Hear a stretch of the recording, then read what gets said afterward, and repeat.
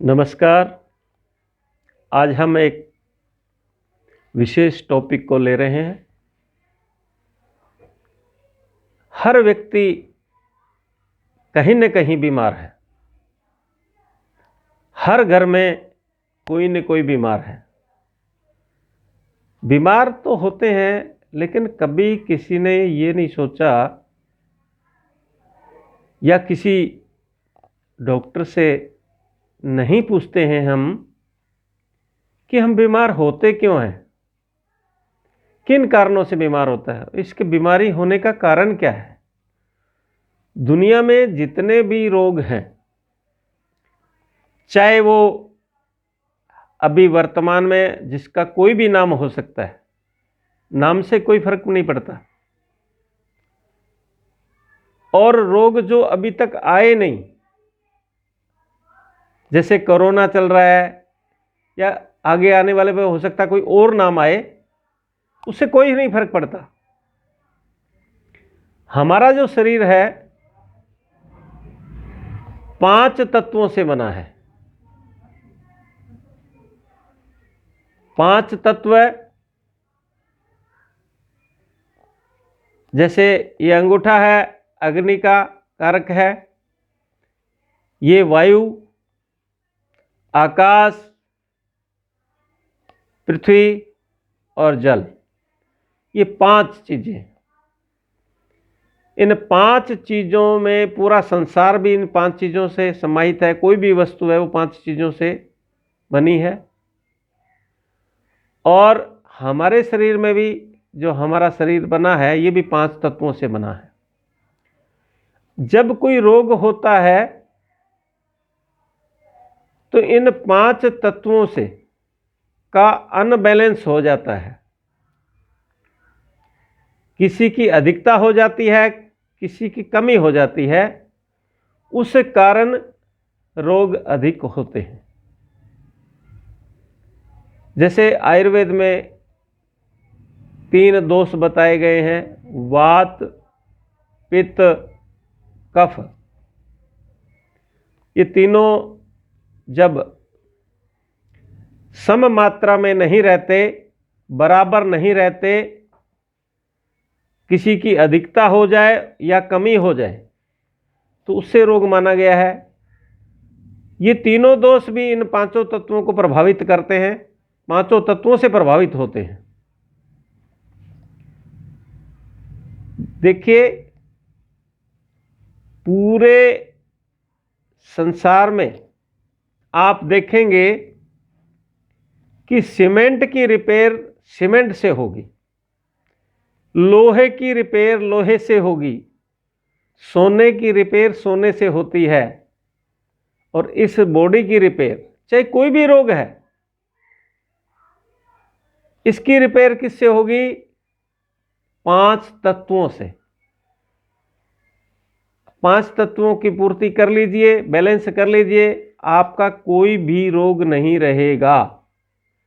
नाम चाहे आप कोई भी दे दीजिए, ये रोग हो गया, वो रोग हो गया, नाम से कोई फर्क नहीं पड़ता। आहार, विहार और विचार, ये जब सही मात्रा में नहीं रहते, सही तरीके से हम अपनी दिनचर्या को नहीं रखते, तो रोग आते हैं। इसलिए इनको हमें अवश्य ध्यान रखना चाहिए। कुछ लोग पानी पीते हैं अधिक, और बहुत से चैनलों पे आपने देखा होगा, इतना पानी पीना चाहिए, इतना पीना चाहिए। नहीं पीना चाहिए। मैं कहता हूं, हर व्यक्ति का शरीर अलग अलग होता है। जब आपका शरीर आपके अंदर पानी मांगता है, खून में पानी की कमी होती है तो पानी शरीर मांगता है, उस समय पानी हमें पीना चाहिए, उसको अवॉइड नहीं करना चाहिए। हमें प्यास नहीं है और हम पानी पी रहे हैं तो हम अपना नुकसान कर रहे हैं। उस किडनी को वर्क करना पड़ेगा। और इस सर्दी में तो और भी व्याधियां आती हैं। इसलिए अनावश्यक पानी नहीं पीना। लेकिन प्यास लगने पर अवश्य पीना, इस बात का ध्यान रखें। कोई मापदंड नहीं है 3 लीटर, 5 लीटर, 6 लीटर। ये मेरे अनुभव हैं और बहुत से लोगों पे मैंने देखा है। अधिक पानी पिएंगे कफ बन जाएगा, इसलिए आपको जब प्यास लगे आपने पानी पीना है। इन 5 तत्वों में सबसे अधिकता हमारे पृथ्वी तत्व की होती है। पृथ्वी तत्व सबसे अधिक बड़ा होता है और 90% रोग इस पृथ्वी तत्व के बढ़ने से ही होते हैं। पृथ्वी तत्व कैसे बढ़ता है? पृथ्वी से द्वारा जो उगी हुई चीजें, और उनको भी हम कुपित करके खाते हैं। अन्न को भी हम सही तरीके से नहीं खाते, सहज रूप से नहीं खाते, तब ये कुपित हो जाता है। तो आप अपने अन्न को बिल्कुल नहीं छोड़ना है, उसको बैलेंस कर दीजिए। एसिडिक फूड खाते हैं हम, अम्लीय भोजन खाते हैं, उसकी अधिकता होती है। तो अपने भोजन में क्षारीय पदार्थों की, जिनमें रस हो, उस रस के पदार्थों की अधिकता कर लीजिए, आपका बैलेंस हो जाएगा। तो ये छोटी सी बात अगर आप जीवन में ध्यान रख लेंगे तो आप बड़ी से बड़ी बीमारी को दूर भगा सकते हैं, केवल अपनी दिनचर्या को सेट करके। सुबह उठ करके आपको 1 कप 100 ml पानी पी सकते हैं हम, बिना कुल्ला किए, निराहार। वो जो वो मुख की लार है उसके समेत पी लीजिए। उसके बाद आप फ्रेश हो जाइए। आए या ना आए, हमें फ्रेश होने जाना चाहिए। उसके बाद आप कुछ व्यायाम, प्राणायाम, योग प्राणायाम अवश्य करें, एक्सरसाइज करें, सूर्य नमस्कार है या दौड़ें या वॉकिंग करें। जिनकी एज बड़ी है, ज़्यादा नहीं कर सकते, उनको प्राणायाम कर लेना चाहिए। और उसके बाद आप नाश्ते में जैसे खीरा है, मौसम के अनुसार कोई भी फल है आप उसको ले सकते हैं, सब्जी है, फल है, वो ले सकते हैं। उसके 2 घंटे बाद आप भोजन करिए जो घर में हमारे बनता है, और दिन में फिर फलाहार कीजिए। जो सस्ते से सस्ता फल, सस्ते से मेरा अभिप्राय है जो सीजन का फल होता है वो सस्ता मिलेगा और उसमें मिलावट की चांसेस कम होते हैं, इसलिए उसको लीजिए दिन में।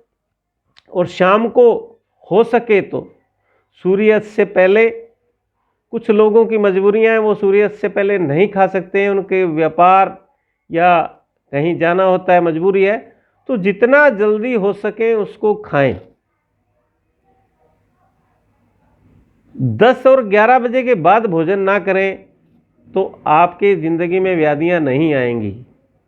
थोड़ा सा मैनेज करेंगे, आप अपने शरीर को ठीक कर सकते हैं। जब हम पैदा हुए थे तो भगवान ने हमें रोग दे के नहीं भेजा।